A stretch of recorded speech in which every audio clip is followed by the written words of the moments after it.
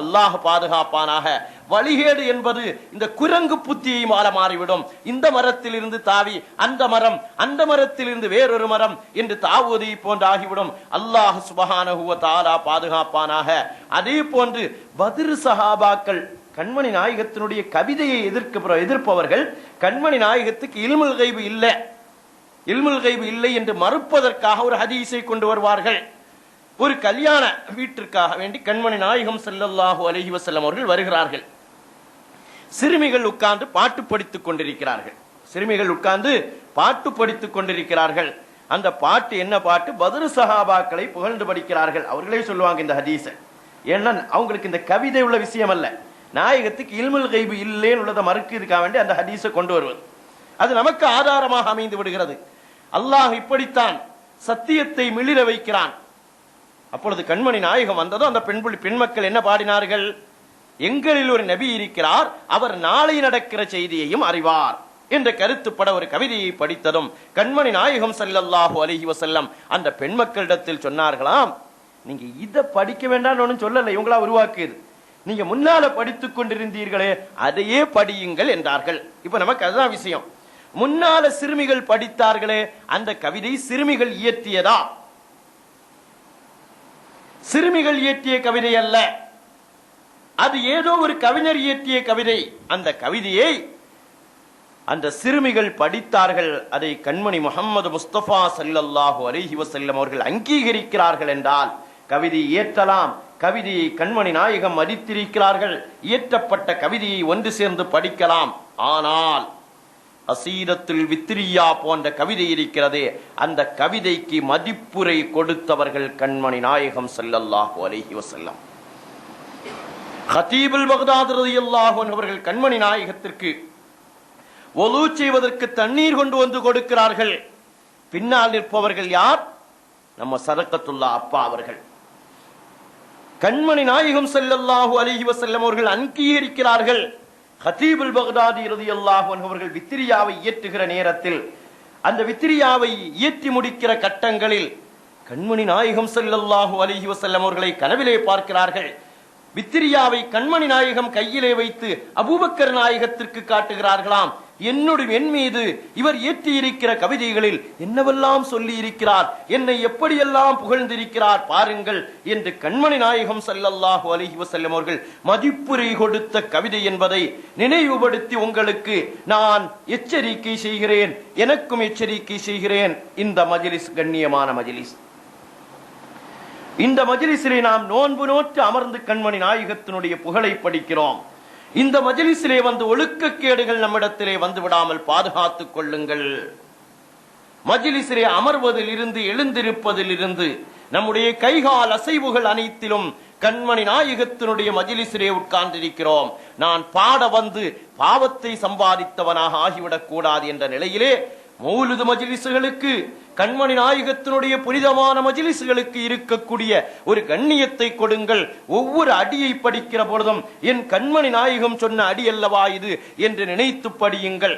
இதுல கண்மணி நாயகத்தினுடைய புகழை நான் படிக்க மாட்டேன் என்று யாராவது ஒருவன் வம்பு செய்தான் என்றால், இல்ல அந்த புகழெல்லாம் நம்மளால படிக்க முடியாதுன்னா இந்த வாய் இருந்து பலனில்லை. இந்த நாவை அல்லாஹ் இயங்க வைத்து எந்த பலனும் இல்லை.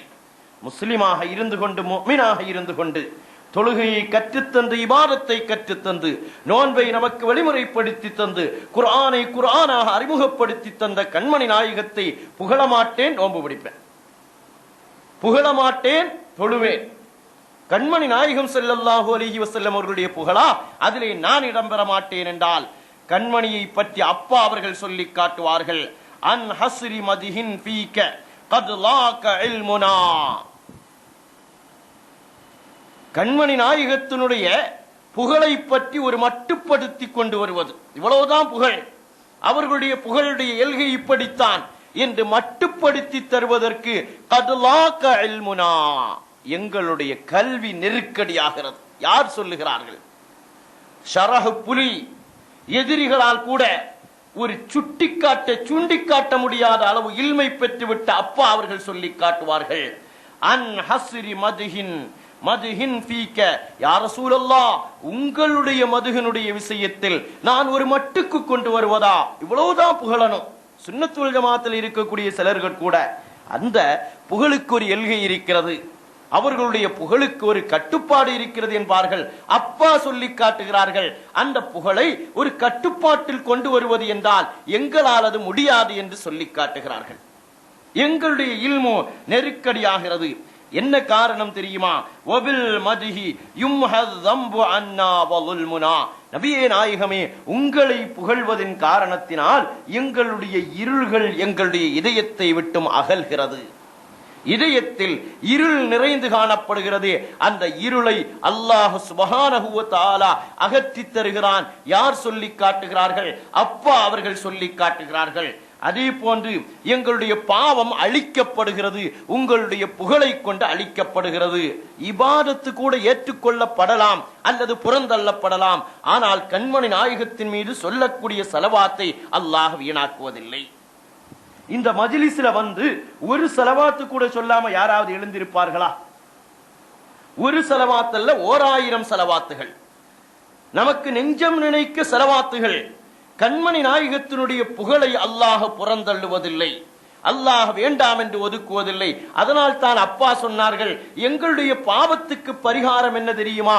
இந்த மதுகுகளை கொண்டுதான் எங்களுடைய பாவங்களுக்கு அல்லாஹ் பரிகாரத்தை தருகிறான். மனாருசனா, கண்மணி நாயகத்தின் மீது புகழக்கூடிய புகழ்வாக்கள் இருக்கிறது, அது மனாருசனா, நூறனுடைய மினாராக்களாக, நூறனுடைய கோபுரங்களாக இருக்கிறது. எங்களுக்கு என்னென்ன தேவைகள் ஏற்படுமோ அந்த தேவைகளை எல்லாம் எங்களுக்கு வாங்கி தரக்கூடியதாக கண்மணி முஹம்மது முஸ்தபா ஸல்லல்லாஹு அலைஹி வஸல்லம் அவர்களுடைய புகழ் இருக்கிறது. சஹாபாக்கள் புகழவில்லையா? சஹாபாக்களுக்கு புகழுது தவிர வேற ஒன்றும் தெரியாது. கண்மணி நாயகன் கேட்பார்கள், இது எந்த ஊருன்னு கேட்பாங்க. மக்காவில் இருந்து கொண்டு கேட்பார்கள், என்ன ஊர் என்று கேட்பார்கள். நம்மன்னா ஆரம்பிச்சு உடனே சொல்லிடுவோம், இது மக்கா, கிழக்கு திசையில இத்தனை கிலோமீட்டர், மேற்கு இத்தனை கிலோமீட்டர் என்று பூகோள படத்தையே வரைந்து காட்டி விடுவோம். மக்காவில் இருப்பவர்கள், மக்காவில் பிறந்தவர்கள், மதீனாவில் இருப்பவர்கள், மதீனாவில் வாழ்ந்தவர்கள் கண்மணி நாயகம் கேட்பார்கள், இது என்ன ஊர்?